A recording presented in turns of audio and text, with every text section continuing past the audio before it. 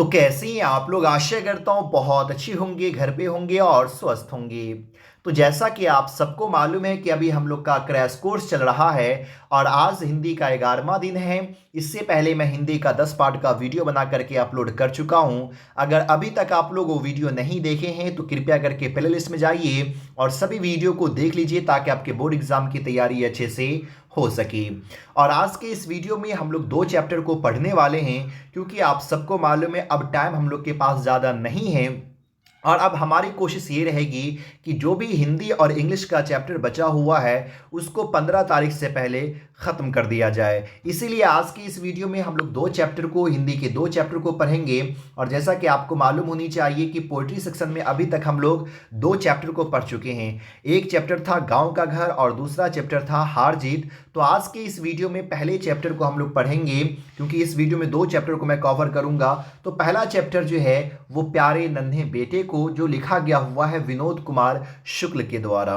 तो चलिए वीडियो को शुरू करते हैं और समझते हैं प्यारे नन्हे बेटे को, जो विनोद कुमार शुक्ल के द्वारा लिखा गया हुआ है। लेकिन उससे पहले आपसे एक छोटा सा रिक्वेस्ट है कि अगर आप हमारे चैनल पे पहली बार विजिट कर रहे हैं या अभी तक चैनल सब्सक्राइब नहीं किए हैं तो प्लीज़ चैनल को सब्सक्राइब कर लीजिए और वीडियो को ज़्यादा से ज़्यादा अपने दोस्तों को शेयर कीजिए। वीडियो को लाइक कीजिए। आप लोग ना लाइक करते हैं ना शेयर करते हैं, इससे मैं थोड़ा डीमोटिवेट हो जाता हूँ और वीडियो बनाने का मन नहीं करता। इसलिए लाइक कीजिए, शेयर कीजिए ताकि हमको मोटिवेशन मिल सके और मैं आप लोग के लिए लगातार कंटिन्यू वीडियो लेकर के आता रहूं। तो चलिए शुरू करते हैं प्यारे नन्हे बेटे को। लेकिन मैं शुरू से ही बताते आ रहा हूं कि एक चैप्टर से बोर्ड एग्जाम में क्या क्या पूछा जाता है। सबसे पहले तो सारांश पूछा जाता है, सारांश के साथ ऑब्जेक्टिव और शॉर्ट क्वेश्चन। तो इन तीनों चीज़ों को आज हम लोग इस वीडियो में कवर करेंगे। तो चलिए सबसे पहले हम लोग सारांश पढ़ेंगे, सारांश को जानेंगे जो लिखा गया हुआ है विनोद कुमार शुक्ल के द्वारा प्यारे नन्हे बेटे को। विनोद कुमार शुक्ल समकालीन कवि हैं। विनोद कुमार शुक्ल की कविता प्यारे नन्हे बेटे को वार्तालाप शैली में लिखी गई है। अब कभी कभी क्वेश्चन पूछ दिया जाता है कि विनोद कुमार शुक्ल जो है कौन से कवि है, तो आप लोग को समकालीन कवि पे टिक लगाना है। और ये जो चैप्टर है प्यारे नन्हे बेटे को, ये वार्तालाप शैली में है, यानी कि बातचीत वाली कविता है। आपस में जो बातचीत करते रहते उस तरह की ये कविता है। और मैं आपको उम्मीद दिलाता हूँ कि अगर आप वीडियो को, क्रैश कोर्स के सभी वीडियो को देख लेते हैं या अब से जो वीडियो आ रहा है वो वीडियो अगर आप देखेंगे तो रियली में आप बोर्ड एग्जाम में अच्छा खासा नंबर लेकर के आ सकते हैं। आपको कहीं और पे पढ़ने की ज़रूरत नहीं पड़ेगी। और हमेशा से मेरी कोशिश यही रही है कि आपके टाइम को ज़्यादा ना लिया जाए, इसीलिए मैं वीडियो जो बहुत शॉर्ट बनाता हूँ। मैं एक चैप्टर को 1 घंटे में कवर नहीं करता हूँ, बल्कि मैं एक चैप्टर को 10 मिनट में कवर करता हूँ। और जो भी टीचर एक चैप्टर को 1 घंटे में पढ़ाते हैं, आप उसके वीडियो को देखिए और हमारे वीडियो को देखिए। शायद ज़्यादा वो नॉलेज नहीं दे रहे होंगे, पता नहीं, फिर भी एक एक चैप्टर में जो है 1 घंटे ले लेते हैं। क्यों बच्चे के टाइम को बर्बाद करती है तो हमको समझ में नहीं आता है। चलिए आगे बढ़ते हैं। इस कविता में कवि कहता है कि लोहा कर्म का प्रतीक है, इसे हर वस्तु में तलाशना होगा। अब यहाँ पे इस चैप्टर में जो है ना, कवि जो है वो सिर्फ और सिर्फ लोहा के बारे में जो है बात करते हैं। और लोहा के बारे में जो बात करते हैं, जिससे वो चर्चा करते हैं इस लोहा के बारे में, वो अपने बेटी से करते हैं। उनकी बेटी सामने में होती है और उनसे जो है बात करती है। और कवि ये कहते हैं कि लोहा जो है ना वो काम का प्रतीक है। जहाँ पे भी लोहा देखेंगे वो लोहा रुका हुआ नहीं होता है, बल्कि उससे कोई ना कोई काम होता ही रहता है। इसीलिए हर एक वस्तु में जो है ना सो इसे तलाशनी चाहिए, यानी कि लोहा को तलाशनी चाहिए, यानी कि अपने आप को सबको लोहा जो है सो बन जानी चाहिए काम के लिए जो है। चलिए वो अपनी बेटी से पूछते हैं, क्योंकि वार्तालाप शैली में है तो अपनी बेटी से सवाल करते हैं। वह प्यारी बिटिया से पूछता है कि बताओ आसपास कहाँ कहाँ लोहा है। यानी कि यहाँ पे जो विनोद कुमार शुक्ल है वो अपनी बेटी से सवाल करते कि तुम मुझे ये बताओ कि हमारे आसपास कौन कौन से ऐसी चीज़ें हैं जहाँ पे तुमको लोहा जो है सो नज़र आ रहा है। बेटी बताती है चिमटा, करकल, सिगरी, दरवाजे की सांकल कब्जे में, बिटिया बताती है। अब बेटी वो जो उनकी बेटी होती है वो बताती है कि हमारे आसपास जो है ना चिमटा जो है, करकल जो है, सिगरी जो है, या फिर दरवाजे का सांकल यानी कि किल्ली जो लगाने वाला होता है, कब्जा वगैरह, ये सारी चीज़ें जो है सो हमारी नज़र आ रही है जो लोहे की है। रुक रुक कर फिर याद करती है, रुक रुक कर याद कर बताती है, लकड़ी के 2 खंभे पर वह एक सेफ्टी पिन पूरी साइकिल में लोहा के प्रति आग्रह इतना क्यों? अब यहाँ पे बेटी ये भी बताती है कि जो खंबा है और खंबा पे जो सेफ्टी पिन है वो भी लोहा का है। हमारे घर में जो साइकिल है वो पूरी साइकिल जो है सो लोहे की है। अब यहाँ पे वो बेटी सवाल भी पिताजी से करती है, आखिरकार इतना लोहा क्यों है, हर तरफ लोहा ही नजर क्यों आ रहा है? कवि बताता है कि लोहा कर्म का प्रतीक है। तो यहाँ पे कवि जो है, पोएट जो जवाब देते हैं कि जो लोहा है ना, वो लोहा काम का प्रतीक है और रियली में काम का प्रतीक है। आप लोहा जहाँ पे भी देखेंगे वो लोहा रुका हुआ नहीं होता है, बल्कि वो काम ही लोग उससे करते रहते हैं, हमेशा वो जैसो कर्म का सिंबल ही रहता है।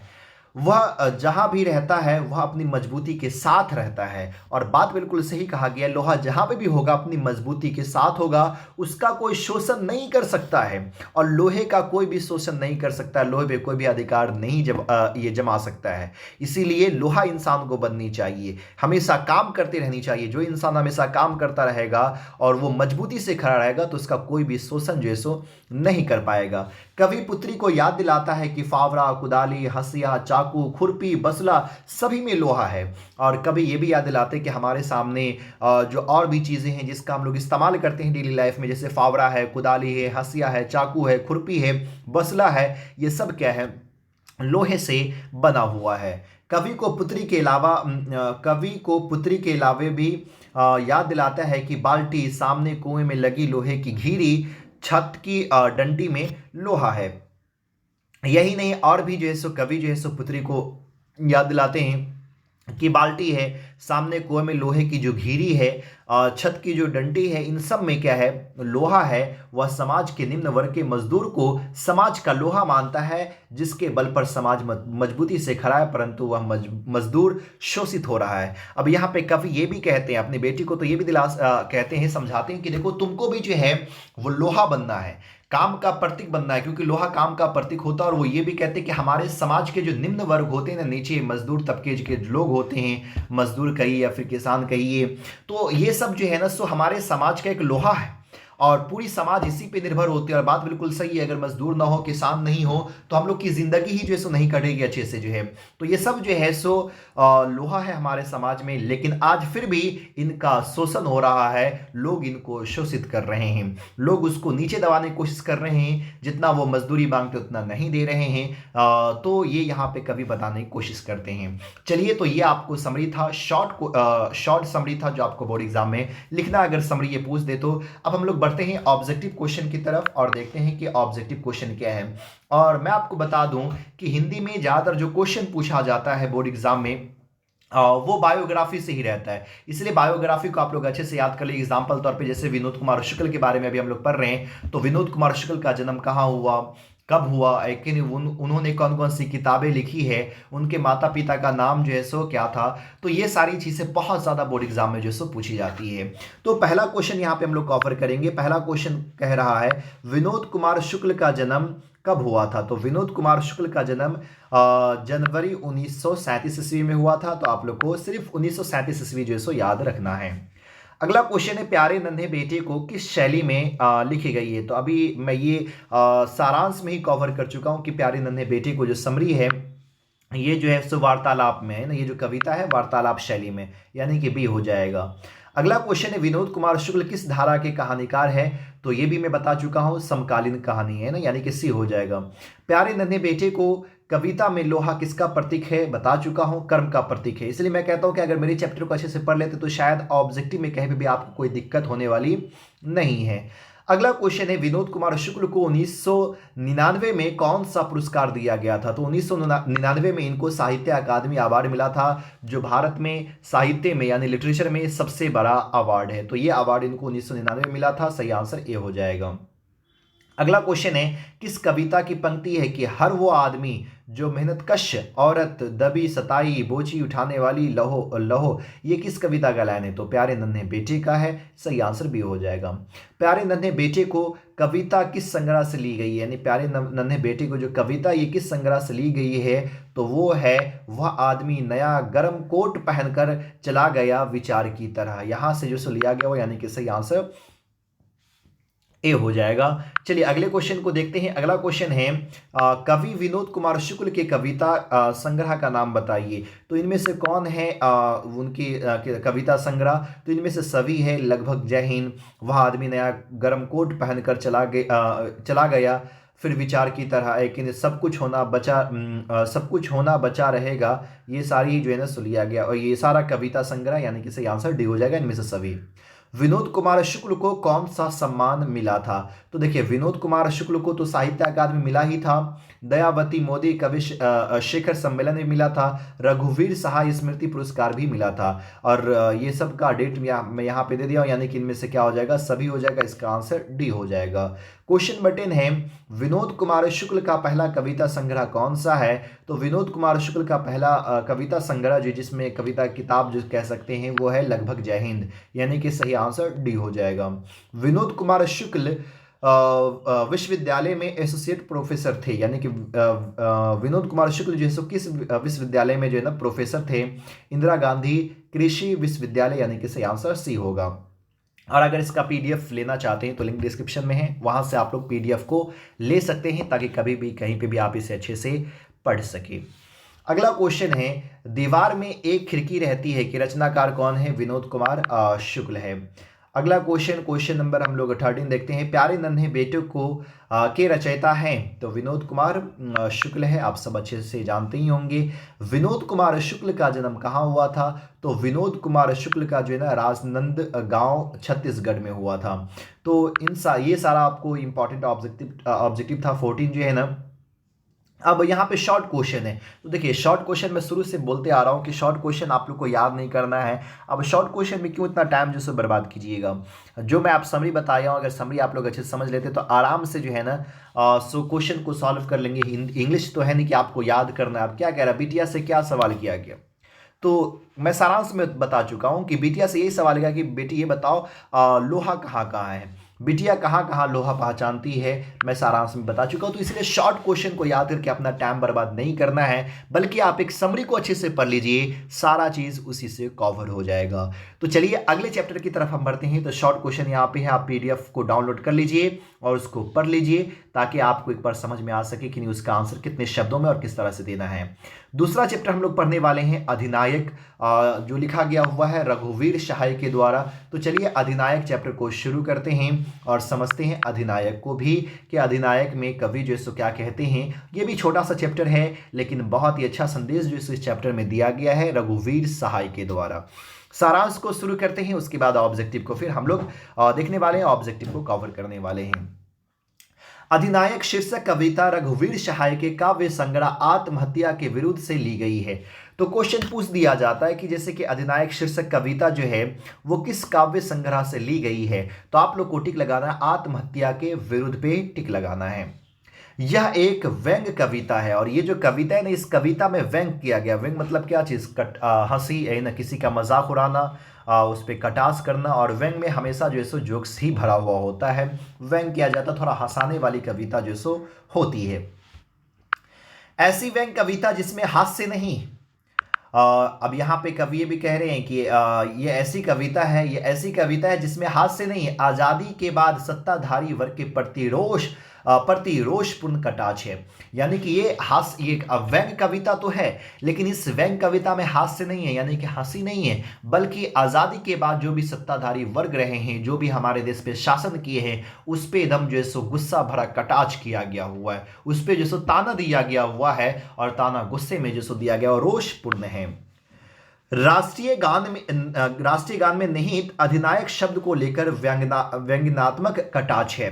अब हम लोग जब जनगण मन अधिनायक पढ़ते हैं तो ये जनगण मन में राष्ट्रीय गान जो है, तो इस राष्ट्रीय गान में अधिनायक शब्द आता है।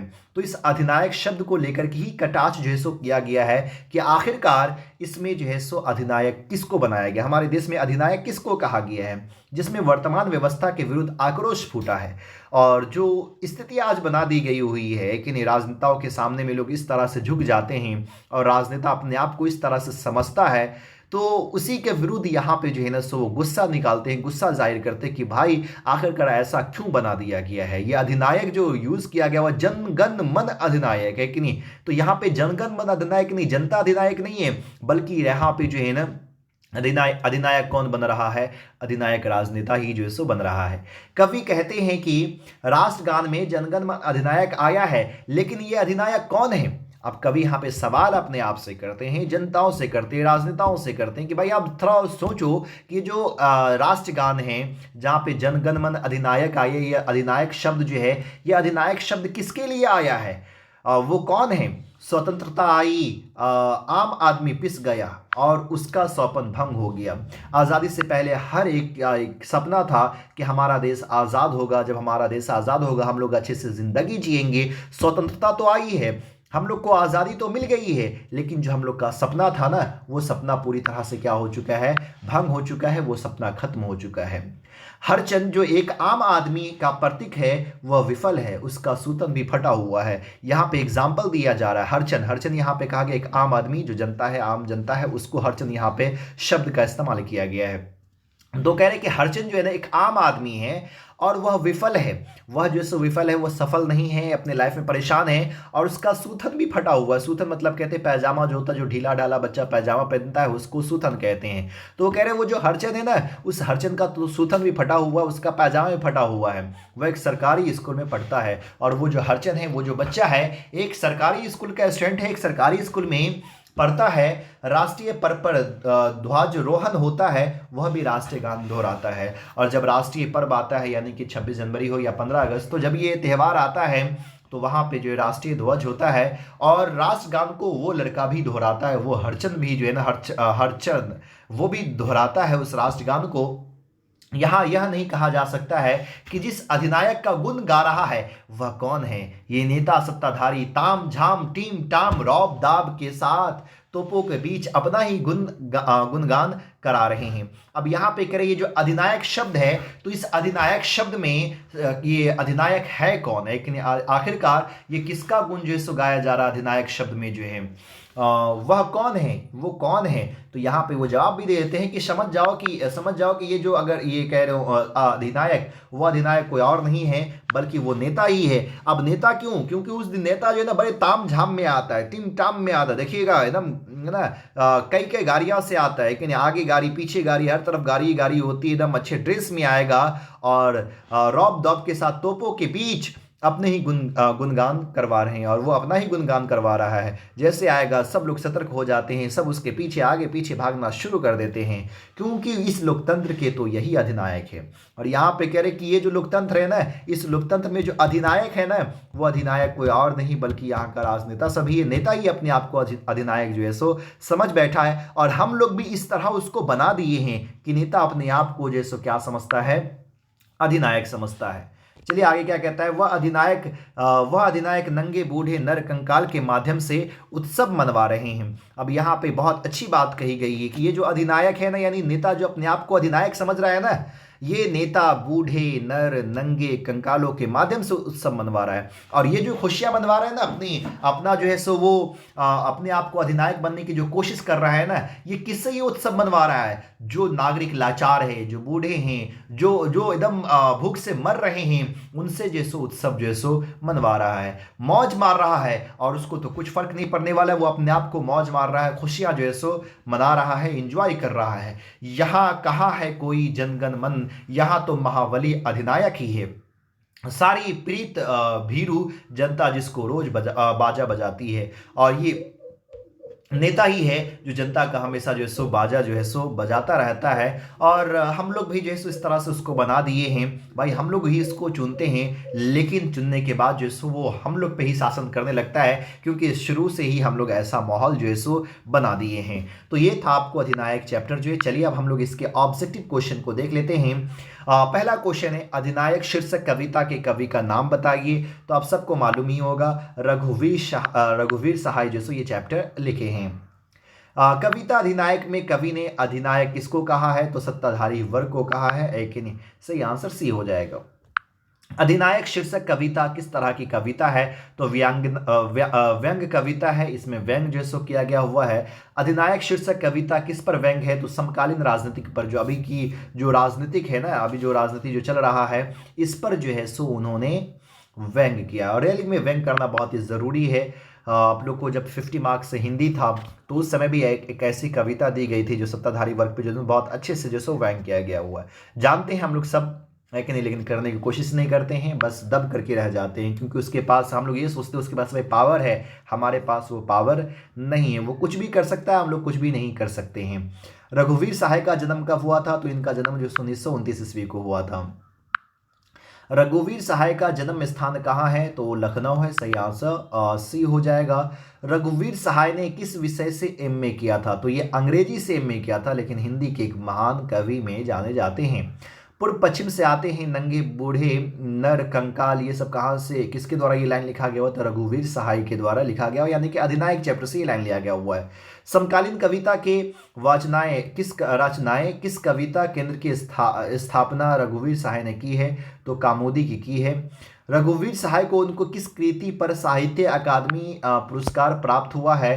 तो लोग भूल गए, इन पे इनको साहित्य अकादमी अवार्ड जो सो मिला हुआ है। अधिनायक शीर्षक कविता किस पुस्तक से ली गई है? आत्महत्या के विरुद्ध। मैं कहानी में ही समझा चुका हूँ, उस कहानी में ही बता चुका हूँ।